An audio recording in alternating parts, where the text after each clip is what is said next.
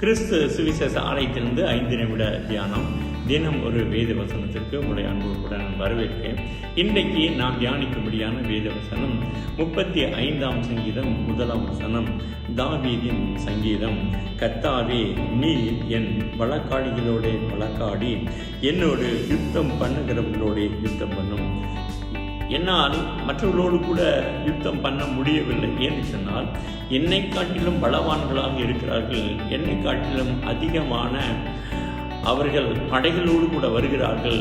என்னோடு கூட அவர்கள் எதிர்த்து நிற்பதற்கு நான் திராணி இல்லாதவனாய் அல்லது அவர்களை காட்டிலும் குறைவுள்ளவனாய் இருக்கிறேன் என்று தாவீது அறிக்கை செய்கிற போது, கர்த்தர் நமக்காக யுத்தம் பண்ணுகிறவராய் இருக்கிறார். நாம் ஒன்று செய்ய வேண்டும்.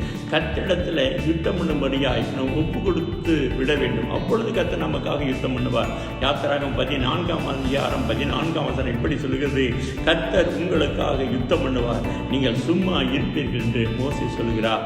மோசே சொன்ன பொழுது ஜனங்கள் அதை கேட்டு அங்கே நடந்த காரியத்தை பார்க்கிறார்கள். கர்த்தர் நமக்காக யுத்தம் பண்ணுவதை அங்கே கண்ணார பார்க்கிறார்கள், அதை உணர்கிறார்கள். கர்த்தர் எகிப்து தேசத்திலிருந்து இஸ்ரவேல் ஜனங்களை கொண்டு வருகிற போது அவர்கள் சும்மா இருந்தார்கள். கர்த்தர் அவர்களுக்காக யுத்தம் பண்ணினார். பார்வோனுடைய சேனை அவர்களை தொடர்ந்து வரும்பொழுது அவர்கள் இது எப்படி நடக்குமோ, எப்படி முடியுமோ என்று நினைக்கிறார்கள். அப்பொழுது அவர்கள் மோசேக்கு விரோதமாக எழும்புகிறார்கள். மோசே, எகிப்து தேசத்தில் பிரேத குழிகள் இல்லை என்று சொல்லியா எங்களை இந்த வனாந்தரத்துக்கு கொண்டு வந்தீர் என்று கேட்ட பொழுது மோசையை பார்த்து கர்த்தர் சொல்கிறார், உன் கையில் இருக்கிறது என்ன? அந்த கோலை நீட்டி என்று சொன்னார். அந்த கோலை நீட்டின போது செங்கடல் 2ஆய் பிளந்து அவர்களுக்கு வெளிவிட்டது. அந்த வழியாக அவர்கள் அந்த சிவந்த சமுத்திரத்தை கடந்து வந்து கொண்டிருக்கிறார்கள். பின்னாடி அந்த பார்வோனுடைய சேனை தொடர்ந்து வந்து கொண்டே இருக்கிறது. இவர்கள் பயந்து நடுங்கிக் கொண்டே வருகிறார்கள். அந்த செங்கடலை தாண்டின பிறகு மோசே அவர்கள் மீது அந்த கோலை நீட்டினது. அங்கே பெரிய ஒரு அற்புதம் நடக்கிறது.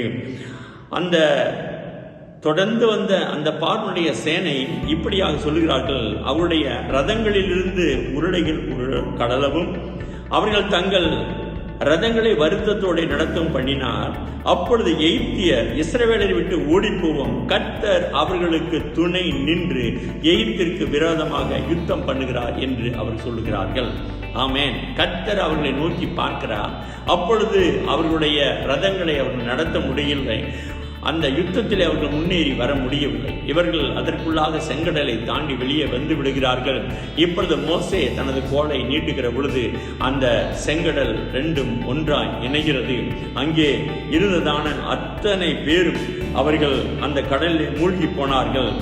வேத வசனம் சொல்லுகிறது, உம்முடைய காற்றை வீச பண்ணினீர், கடல் அவர்களை மூடிக்கொண்டது, திரளான தண்ணீர்கள் ஈயம் போல அவிழ்ந்து போனார் என்று யாத்திராகமம் 15ஆம் 10ஆம் வசனத்தில் சொல்லப்பட்டிருக்கிறது.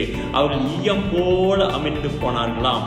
இவர்கள் நம்முடைய இஸ்ரவேலர் மத்தியில் அவர்களுக்கு கையில் ஒன்றுமே இல்லை, எந்த ஆயுதமும் இல்லை. அவர்களை எதிர்த்து நிற்பதற்கு, யுத்தம் பண்ணுவதற்கு எந்த விதமான ஆயுதம் இல்லாமல் அவர்கள் கடந்து போகிறார்கள். ஆனால் எகிப்தின் சேனையோ அது யுத்தத்திற்கென்றே ஆயத்தமாகி வருகிறது. ஆனால் தேவனாகிய கர்த்தர் அவர்களுக்காக யுத்தம் பண்ணினபடியினாலே அந்த செங்கடலிலே அவர்கள் ஈயம் போல அமிழ்ந்து போனார்கள் என்று அவர்கள் பார்க்கிறார்கள். அது மாத்திரமல்ல, 30ஆம் வசனம் சொல்லுகிறது, 14ஆம் அதிகாரம் 30ஆம் வசனம் சொல்லுகிறது, இவ்விதமாய் கர்த்தர் அந்நாளிலே இஸ்ரவேலரை எகிப்தின் கைக்கு தப்புவித்து ரட்சித்தார். கடற்கரையிலே எகிப்தியர் செத்து கிடக்கிறதை இஸ்ரவேலர் கண்டார்கள் என்பதை பார்க்கிறோம். அந்த இஸ்ரவேலர்கள் அனைவரும் செங்கடலை தாண்டி வெளியே வந்து விட்டார்கள். ஆனால் அந்த எகிப்தின் சேனையோ அந்த கடலிலே அமிழ்ந்து போனார் என்று பார்க்கிறோம். கர்த்தர் யுத்தம் பண்ணும் பொழுது நம்முடைய எதிராளிகளை அவர் வீழ்த்துகிற ஆண்டவராக இருக்கிறார். அவர் நமக்காக வழக்காடுகிற தேவனாக இருக்கிறார். நாம் ஒன்று செய்வோம், கர்த்தரிடத்தில் நாம் ஒப்பு கொடுப்போம். ஆண்டவரே, எங்களால் யுத்தம் பண்ண முடியாது, நீங்கள் பண்ணுங்கன்னு சொல்லி அவருடைய சமூகத்தில் ஒப்பு கொடுக்கிற பொழுது கர்த்தர் நமக்காக யுத்தம் பண்ணுவா. இன்றைக்கு கர்த்தர் உங்களுக்காக யுத்தம் பண்ணுவா. ஜெபிக்கலாமா? மகா இரக்கம் கிருபை நிறைந்த எங்கள் ஜீவனுள்ள நல்ல பிதாவே, இதை கேட்டுக்கொண்டுகிற ஒவ்வொருடைய வாழ்க்கையிலும் இந்த வசனம் நிறைவேற கர்த்தர் கிருபை செய்வீராக. இவர்களுக்காக நீர் யுத்தம் பண்ணுவீராக, ஜெயத்தை தருவீராக. இயேசுவின் நாமத்தில் ஜெபிக்கிறேன் எங்கள் ஜீவனுள்ள நல்ல பிதாவே. ஆமென். God bless you. கர்த்தர் உங்களை ஆசீர்வதிப்பாராக. ஆமென்.